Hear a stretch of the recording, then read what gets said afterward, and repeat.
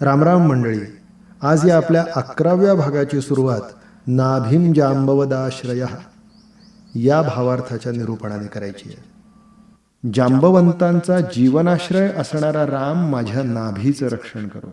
जांबवंताची कथा अशी आहे की ज्या वेळेला हनुमंताला स्वतःच्या शक्तीचा विसर पडला, त्यावेळेला त्याच्यातल्या शक्तीचं स्मरण त्याला जांबुवंताने करून दिलं. अशा जांबुवंताचा जीवनाश्रय असणारा राम माझ्या नाभीचं रक्षण करो. काय सखोल अर्थ आहे बघा. सुप्त शक्ती जिथे जागृत होते असं शरीरामधलं स्थान म्हणजे नाभी. नाभीस्थानाला योग मार्गातही फार वेगळं महत्व आहे. कुंडलिनी मार्गातला एक पंथ नाभीवर ध्यान केंद्रित करून साधना करत असतो. नाभी हे शक्तिस्थान आहे. म्हणून मराठीमध्ये म्हण आहे की बेंबीच्या देठापासून ओरडणे.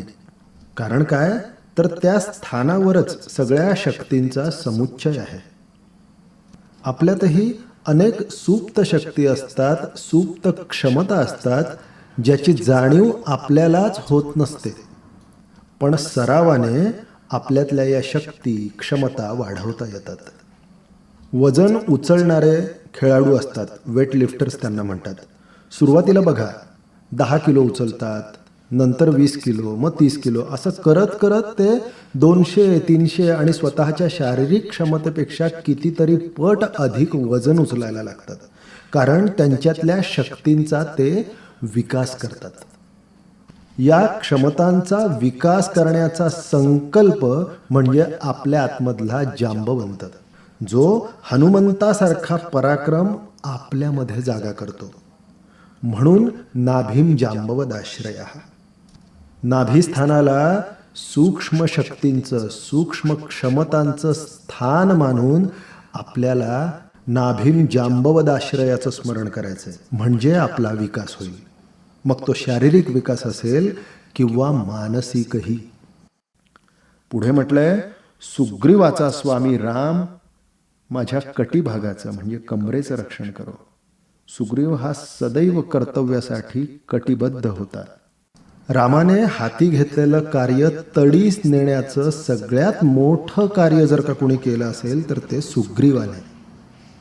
आपणही खूप वेळेला संकल्प करतो, पण तो संकल्प तडीस जात नाही. अशा वेळेला सुग्रीवेशक कटी पाहतो, म्हणजे कटीवर हात ठेवलेला, सदैव कटिबद्ध असलेला सुग्रीव आठवावा. म्हणजे आपल्या उपक्रमात, आपल्या साधनेत देखील सातत्य येईल. असा सुग्रीवाचा राम माझ्या कटीचं रक्षण करो. पुढे म्हटलंय, हनुमानाचे प्रभू रामचंद्र माझ्या जंघांचे रक्षण करो. हनुमान म्हणजे दास्य भक्तीचं प्रतीक आणि तो सदैव सेवेसाठी तत्पर. अर्ध्या पायावर बसलेला आणि अर्ध्या पायावर उभा असं ते आसन आहे.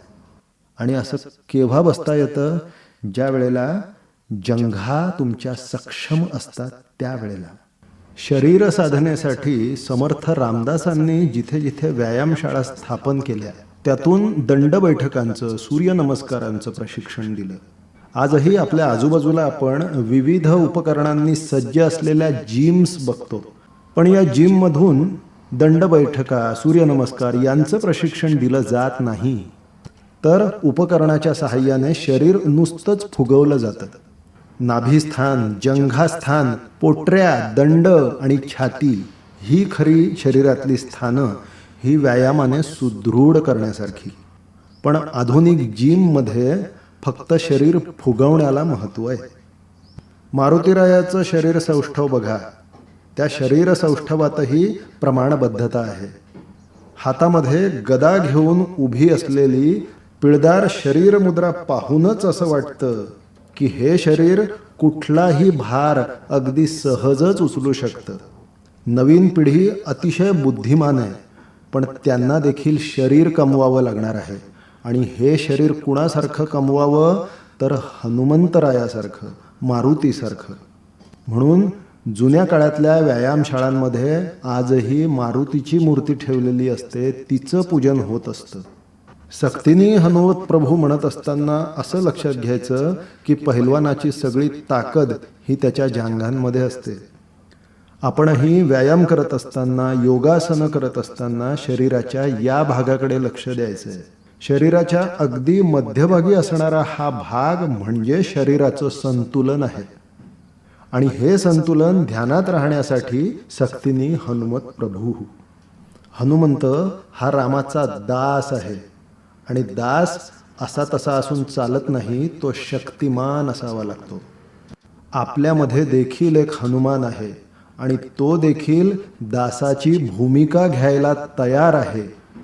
आणि तेव्हाच आपल्यामधला दास कोणत्याही पराक्रमासाठी एका पायावर तयार होऊ शकतो. रामाने कोणतं तरी कार्य सांगितलं, त्यावर हनुमंतांनी विचार केला, असं कधी ऐकलंय का हो? आपल्यालाही पराक्रमामध्ये अशी तत्परता दाखवता यावी म्हणून हनुमंताचं स्मरण आणि हनुमत प्रभूचं स्मरण. रघुकुलात उत्तम असलेला श्रीराम माझ्या उरू भागाचं म्हणजे मांड्यांचं रक्षण करो. मांड्या म्हणजे शरीराचा स्तंभ भाग किंवा खांब शरीराचे. आणि दुसरीकडे मांडी ठोकून उभे राहणे म्हणजे आव्हान देणे. हिम्मत, साहस, शौर्य यांचं प्रतीक. आणि यांचं रक्षण कुणी करायचंय तर रक्षक कुलविनाशक कृत. राक्षसांचा कुलासह विनाश करणाऱ्या रामाने. आपल्या आतमध्येही दुर्गुणांचे असंख्य राक्षस असतात. एका राक्षसाला मारलं की दुसरा राक्षस पुन्हा उभा. ह्या राक्षसांच्या विरुद्ध मांडी ठोकून उभं राहावं लागतं आणि त्यांच्या कुलांसह नाश करावा लागतो. राक्षसांचं कुल म्हणजे काय तर दुर्गुणांना सुद्धा अनेक फाटे फुटत असतात. ते फाटे सुद्धा नाहीसे करणं. शनैश्चरासह साऱ्या नवग्रहांना आपल्या सिंहासनाखाली दाबून ठेवणारा महापराक्रमी रावण आणि त्याच्यासमोर मांडी ठोकून उभे राहणारे तेजस्वी ओजस्वी प्रभू रामचंद्र. शत्रू कितीही बलवत्तर असला तरी माझं आचरण शुद्ध आहे, या आत्मविश्वासाने मांडी ठोकणारा राम माझ्याही आतमध्ये असू दे. असत्य, जुलूम आणि पारतंत्र्य यांच्या विरुद्ध बंड पुकारून मांडी ठोकून दाखवली आमच्या असंख्य क्रांतिकारकांनी. ते होते खरे उरू रघुत्तम पातू रक्षक कुलविनाशकृत. टिळक, आगरकर, सावरकर, भगतसिंग, राजगुरू, चाफेकर नावं तरी किती घ्यावी, हे क्रांतिकारक होते.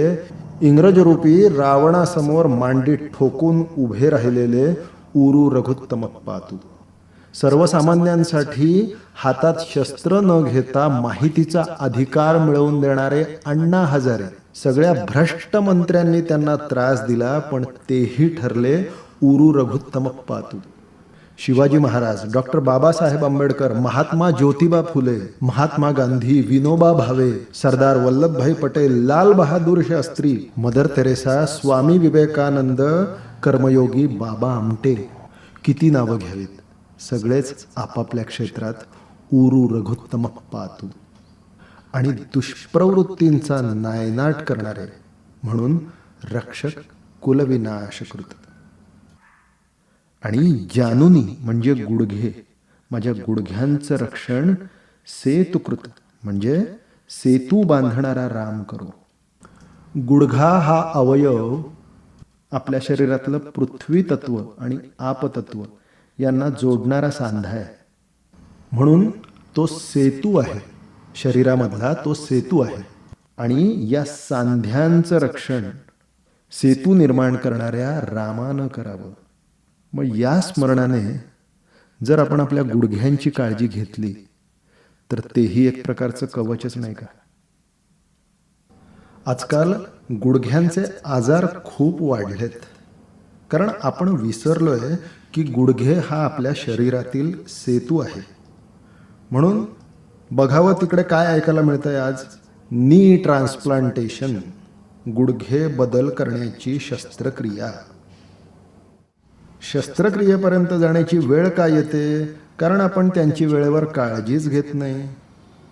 बघावं तिथे सपाट जमीन, बाहेर पडलं की डांबरी रस्ते आणि घरात आलं की गुळगुळीत टाईल्स, अशी आपली अवस्था आहे. त्या गुडघ्यांची काळजी घेणारे पाय कुठे ठेवावे असा प्रश्न पडतो. शेणानं सावरलेली घरं गेली आणि मर्यादांचं भानही गेलं. पृथ्वी तत्व आणि आपतत्व यांना जोडणारा सांधा म्हणजे आपला गुडघा, आणि तो कडक पृष्ठभागांवर अक्षरशः आदळू लागला आणि आपल्या गुडघ्यांचं हे असं झालं. आता काय करता येईल? चला पुन्हा परत मागे. सेतूचा खरा अर्थ कळू द्या. विज्ञानवादी इंजिनियर्स जर हे ऐकत असतील तर त्यांनी आव्हान घ्या आणि असे पृष्ठभाग तयार करा की ज्याच्यामुळे गुडघ्यांना त्रास होणार नाही. आणि तोवर आपण काय करायचं तर छानपैकी मोकळ्या मैदानावर अनवाणी चालायचं, गवतावर चालायचं, खेड्यात जायचं, चिखलात चालायचं आणि आपल्या गुडघ्यांची सेतुकृत पातू असं स्मरून काळजी घ्यायची. आधुनिक वैद्यकशास्त्राने उपचार आणले याचा कुठेतरी उपकारच आहे, परंतु याचा अर्थ असा नाही की आपण गुडघ्यांची काळजीच घ्यायची नाही. अनेक प्रकारचे व्यायाम शिकवले जातात, योगासनं शिकवली जातात. त्या आधारे आपण गुडघ्यांची काळजी घेऊ शकतो. पुढच्या पिढीला गुडघ्यांची काळजी घेण्याचा सल्ला देऊ शकतो, त्यासाठी व्यायाम सुचवू शकतो, त्यासाठी योगासनांचं महत्त्व पटवून देऊ शकतो. डायनिंग टेबलचा नाद सोडून लहान मुलांना जमिनीवर पंक्तीत बसल्यासारखं जेवायला बसवू शकतो. बरंच काही करू शकतो, फक्त इच्छाशक्ती जागी झाली पाहिजे आणि ती जागी व्हावी म्हणून जानूनी सेतुकृत पातू. पुढे म्हटलंय जंघे दशमुखांतकाः. दशमुख रावणाचा वध करणारा राम माझ्या जंघांचं रक्षण म्हणजे पोटरी या ठिकाणी अर्थ. हे वजन उचलणारे वेटलिफ्टर्स आपण बघतो, त्यांची खरी ताकद पोटऱ्यांमध्ये असते. वजन उचलत उचलत ते छातीपर्यंत आणतात, ते खांद्यांपर्यंत देखील नेतात, पण खांद्यांपासून वर डोक्याच्या वर ज्या वेळेला ते वजन ढकलायचं असेल त्यावेळेला ते पोटरीचा वापर करतात. म्हणजे शेवटचा रेटा जो आहे ना तो देण्याचं काम ती पोटरी करत असते. रावणाला 10 तोंड होती, म्हणजे त्याच्या पराक्रमाला देखील 10 तोंड होती. विमानाने लंकेत जाणाऱ्या रावणाला हरवण्यासाठी राम स्वतःच्या पायाने चालत गेलेले आहेत. आणि पायी चालणे, धावणे यासाठी सगळ्यात महत्त्वाचा भाग जर शरीराच्या कुठल्या अवयवाचा असेल तर तो असतो पोटरीचा. शरीर संपदा कमवत असताना जोर बैठकांचे व्यायाम केले जातात ते यासाठीच. तरुण मुलांना जर रामासारखा पराक्रम गाजवायचा असेल तर जंघे दशमुखांतकः असं आठवून आपल्या पोटऱ्यांचं संरक्षण केलं पाहिजे. शरीर कवचाच्या अगदी शेवटच्या भागाकडे आपण आलो आहोत. शिरोमे राघव पातूपासून सुरुवात केली, म्हणजे शिरापासून डोक्यापासून सुरुवात करत करत आता आपण पायापाशी आलो आहोत. आणि इथे म्हटलंय पादौ विभीषण श्रीद. जी पावलं लंकेवर चालून गेली तीच पावलं मागे देखील फिरली विभीषणाला राज्य सोपवून. इथे चालून जाणारी पावलं शौर्याची आहेत आणि माघारी फिरणारी पावलं त्यागाची आहे, नीतिमत्तेची आहेत. विभीषणाला राज्यलक्ष्मी देणारा राम माझ्या पायांचं रक्षण करो. आल्या पावली राम परत गेलेला आहे, म्हणून अशी पावलं पाहिजे जी ध्येयापर्यंत जातील पण भोगामध्ये गुरफटून न राहता पुन्हा त्यागाच्या दिशेने वळतील. रामाला 2 पावलं आहेत, एक विचाराचं पाऊल आणि दुसरं विवेकाचं पाऊल. दुर्वृत्तींचा नाश करणं हा विचार आणि विभीषणाला राज्य सोपवून माघारी फिरणं हा विवेक. अशी ही 2 पावलं माझीही असू देत, म्हणून पादौ विभीषण श्रीद.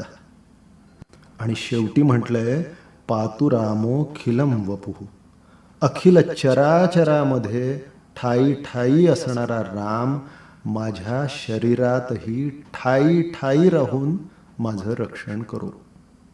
डोक्यापासून पायापर्यंत शरीराचा बाह्य भाग झाला, परंतु शरीराच्या रोमारोमात राम वसला पाहिजे म्हणून हे ध्यान आहे. वज्रपंजर कवच त्याला म्हणतात. शरीराचं बाह्य ध्यान करता करता आपल्या आतमधल्या वृत्ती तशा करायच्या आहेत. च्यवनप्राशची एक खूप सुंदर ॲडव्हर्टाईज आहे. ते म्हणतात, जो अंदर से फिट व बाहर से हिट. आपल्याला तसं करायचं आहे. वज्रपंजर कवच करता करता आपल्या शरीराचं आतून रक्षण करायचं आहे, म्हणजे बाहेरून ते आपोआपच होणार आहे. हे वज्रपंजर कवच आपल्या हातात सिद्ध करण्यासाठी देणाऱ्या बुधकौशिक मुनींना श्रीराम करू आणि आजच्या भागात श्रीराम म्हणू. श्रीराम.